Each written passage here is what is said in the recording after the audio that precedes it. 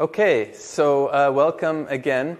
And today we will look at John Stuart Mill's idea of liberty or freedom. And in English, liberty or freedom means the same thing. In Chinese, it's just 自由, right? There's only one word. But don't get confused with the terminology in English. Just liberty and freedom are synonyms. They mean the same thing, at least the way that I'm using them and the way that most thinkers use the term. And this book by John Stuart Mill, written in 1859, called On Liberty, 论自由, is by far the most famous defense of the idea of liberty. He explains what liberty is, and he gives good reasons for why liberty is important. And there are good translations in Chinese now, and the text is well known in China as well. The question that I'd like to ask at the beginning, though, is this idea of liberty unique to China? Well, there are reasons to find some sources in Chinese thought. And let me just look at one passage by the Analects of Confucius, 论语. 我们先看是孔子和他的学生在讨论一些问题，然后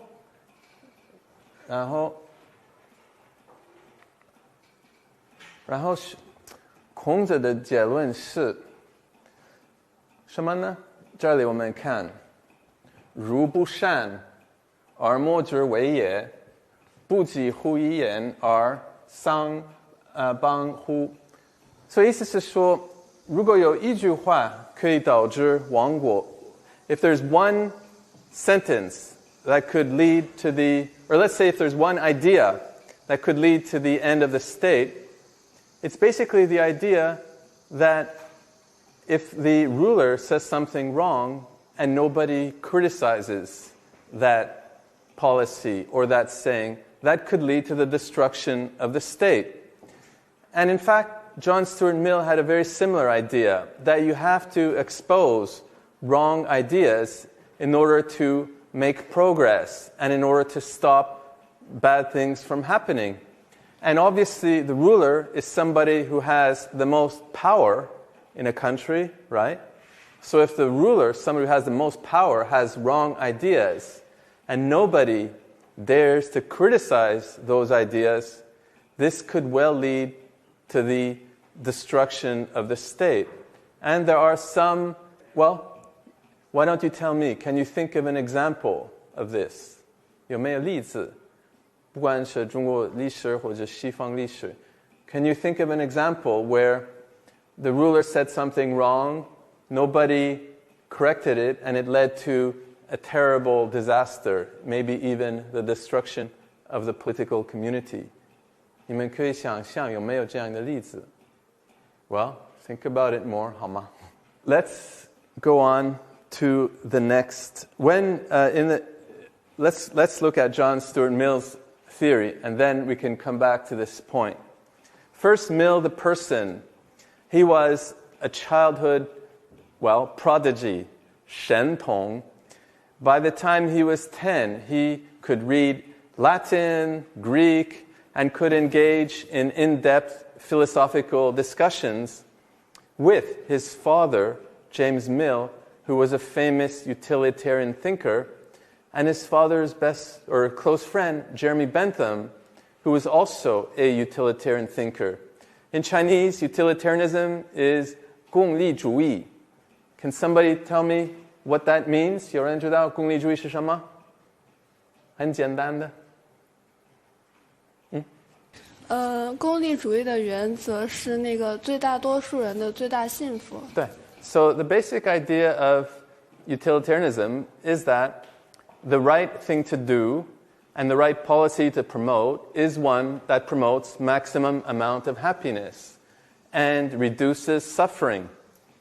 But what exactly is happiness? Well, Jeremy Bentham, who was John Stuart Mill's teacher, had a very simple idea that it's basically happiness means promotion of pleasure, and the opposite means having pain. It's a very kind of hedonistic or bodily idea of happiness, okay? That idea Mill will criticize. Why did he criticize it? Well, it has to do with his own life, okay? When he was 20 years old or so, he had a nervous collapse, 精神崩溃. Why? Because he had this very rigorous education, a kind of home education. He was a very brilliant child, obviously. But then he asked himself, if the world is just in a utilitarian way, will I be happy? And he looked in his heart and he said no. And he became very depressed. And how did he get out of that depression? By reading poetry, especially the poetry of the Romantic poet William Wordsworth, where he saw there's a whole other world of feeling which produces human well-being.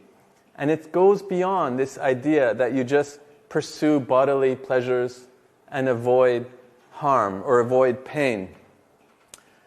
And then he became motivated again to continue with his studies. Later on, he fell in love with Harriet Taylor.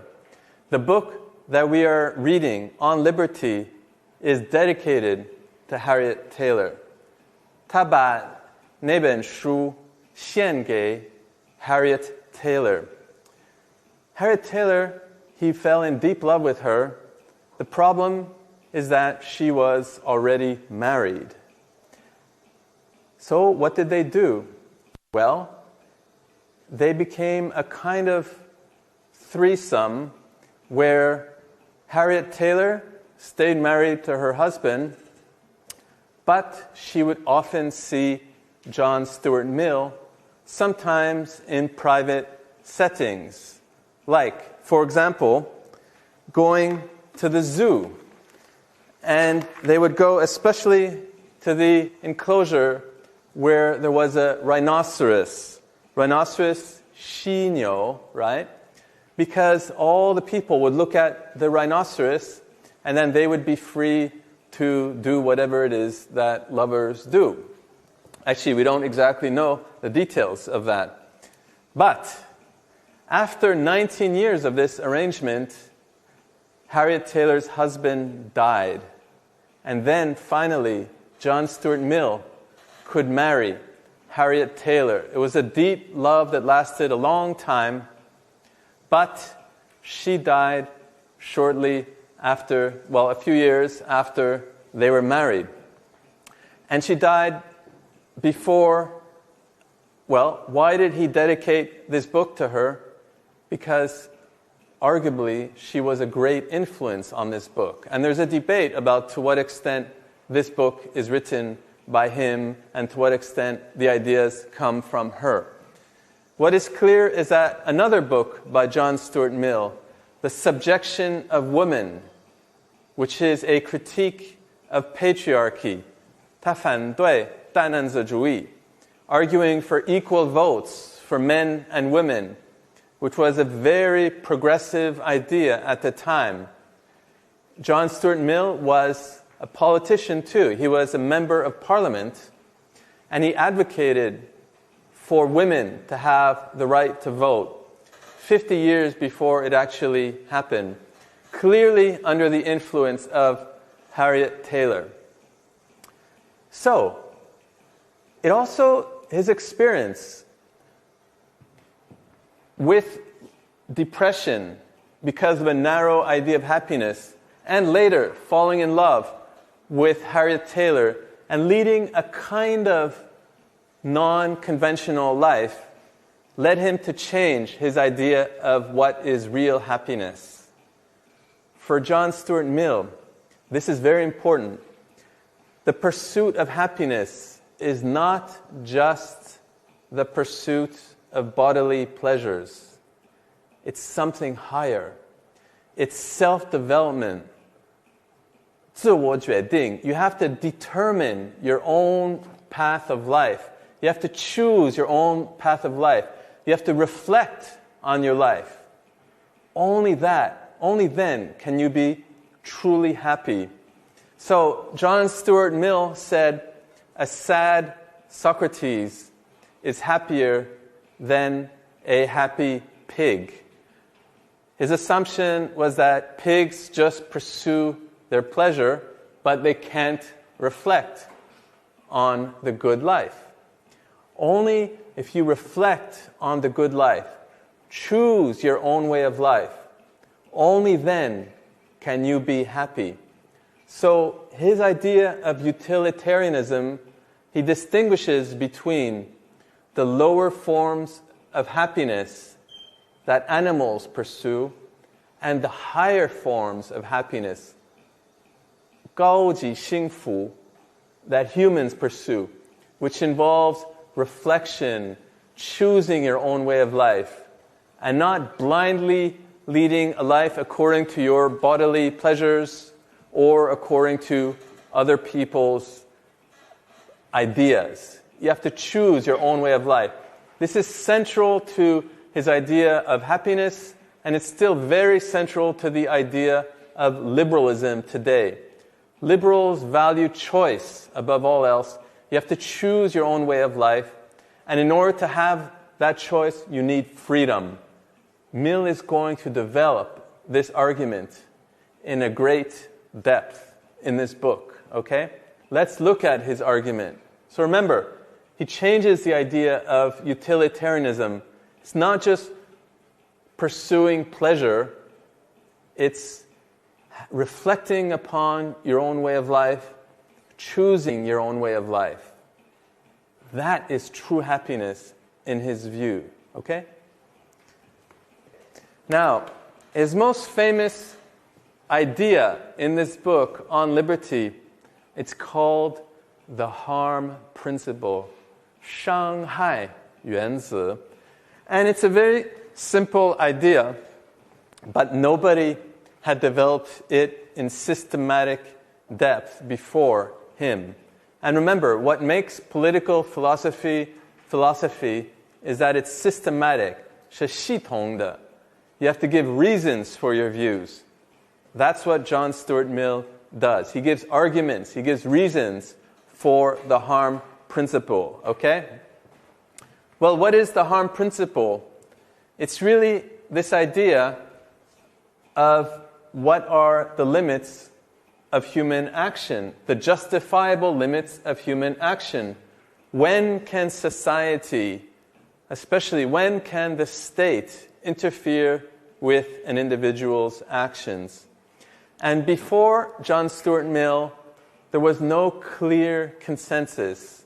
There were different ideas of when it was legitimate for the state to interfere, for example, with my speech or with my actions. It depends on the community, it depends on the history, it depends on the culture. Different people, different cultures give different answers to what are the justifiable limits on my words and actions. It was all set by custom, 习俗, okay? There was no reason, meaning that the limits on a person's words or actions were not set by reason. He said we need to find a principle that is set by reason, 理性. Let's think of what that principle is, and let's give good reasons for our view. So, what is that principle? Well, it is the harm principle. It is this view that I can do what I want up to the point that I harm other people. And he means physical harm. If I start to punch my students, then the police can come and stop me from doing that. But if I say things to my students that they don't like, that's not harm in his view. It has to be physical harm.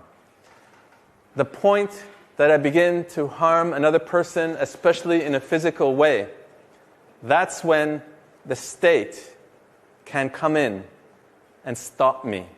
When the police can come in this classroom, take me away, is when I begin to use physical violence against my students, or the students would use physical violence against me, like happened in the Cultural Revolution, right? 文革的时候有类似的现象。At the point, so power can only be exercised against a person's will to prevent harm to others. But what are the reasons that they give? His reasons are grounded in utilitarian philosophy, meaning the reasons for the harm principle is that it leads to good consequences. It promotes happiness in society, especially this higher form of happiness, where people determine their own way of life. 自我决定. Only if I have freedom can I determine my own way of life. It's a fairly simple idea, but he defends it in a very powerful way. Now, there's different ways of defending liberty, right? You can also appeal to natural rights or natural law, 自然权利. This means that I have a right to be free that does not depend on consequences. 是内在的. Just like, for example, think of the American Constitution, right? The American Constitution, if you're familiar with it, says that people have inalienable rights. They have rights that are given by God or by whatever that they cannot give up. It doesn't depend on the good or bad consequences. For John Stuart Mill, he has a different view. Why liberty is important is because it leads to good consequences, because it promotes happiness, especially this higher form of happiness, where we can each freely choose our own way of life. Okay, that's his innovation. Now, the harm principle, in a way, the most intuitive way of thinking about it is that I'm free to do what I want so long as I don't harm others. But sometimes inactions do not harm others. 无为不伤害他人. In other words, sometimes by not doing something, I could harm other people. For example, if I have a child and I don't take care of my child and the child dies, it's 无为, right? It's inaction, but it leads to the harm of the child.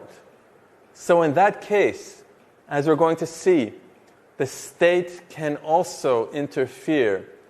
So there's a bit of a misguided view of liberalism, which says that the state should never interfere with people unless there's a direct harm caused. But actually, John Stuart Mill's view, as we're going to see, is that inaction often harms people. Sometimes the state needs to take action to literally force people to do actions. We're going to see more on this point in a minute or two.